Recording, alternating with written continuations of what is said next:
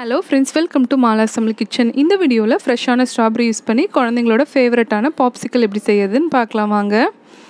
இதுக்காக 2 பாக்கெட் அளவு ஃப்ரெஷ்ஷான ஸ்ட்ராபெரி எடுத்துர்க்கேன். அதை வாஷ் பண்ணிட்டு இந்த காம்பு பகுதியை நீக்கிட்டு ரஃப்பா சாப் பண்ணிக்கலாம். இந்த மாதிரி எல்லா ஸ்ட்ராபெரியும் நான் வந்து சாப் பண்ணி வச்சுக்கிறேன். இப்போ சாப் பண்ண இந்த ஸ்ட்ராபெரிஸை ஒரு மிக்ஸி ஜாரில் சேர்த்துடலாம். இது கூட சுகர் வந்து 1/3 கப் மெஷர்மெண்ட்டில் சேர்த்துக்கலாம். சுகர் வந்து உங்கள் விருப்பத்துக்கு ஏற்ற மாதிரி சேர்த்துக்கோங்க. இன்னும் கொஞ்சம் சுகர் வேணாலும் நீங்கள் சேர்த்துக்கலாம்.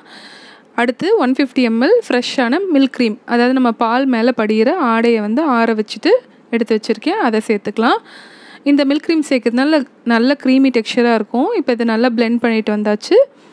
இதே இந்த மாதிரி ஒரு வடிகட்டியில் சேர்த்து வடிகட்டிக்கலாம். ஸ்ட்ராபெரியோட சீட்ஸ் எல்லாம் இந்த வடிகட்டும் போது நமக்கு வடிபட்டு வந்துடும். திருப்பி இதை இன்னொரு தடவை சின்ன மிக்ஸி ஜாரில் சேர்த்து அரைச்சிட்டு வந்து வடிகட்டிக்கலாம். மோஸ்ட்லி நமக்கு இந்த தமிழ்நாட்டில் கிடைக்கிற ஸ்ட்ராபெரிஸ் எல்லாமே நார்த்லேருந்து தான் வரும்.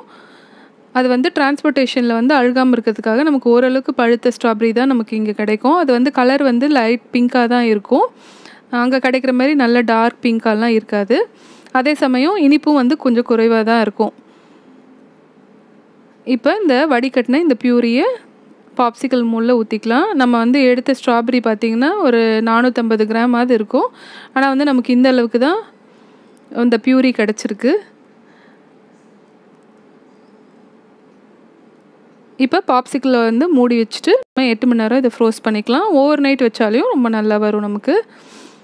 இப்போ ஃப்ரோஸ் பண்ண ஸ்ட்ராபெரி பாப்சிக்கிள்ஸை வந்து நான் வந்து டீமோல்ட் பண்ண போகிறேன். கொஞ்சம் வெதுப்பான நீரில் ஒரு 2 நிமிஷம் வச்சிங்கன்னா ஈஸியாக டீமோல்ட் ஆகிடும்.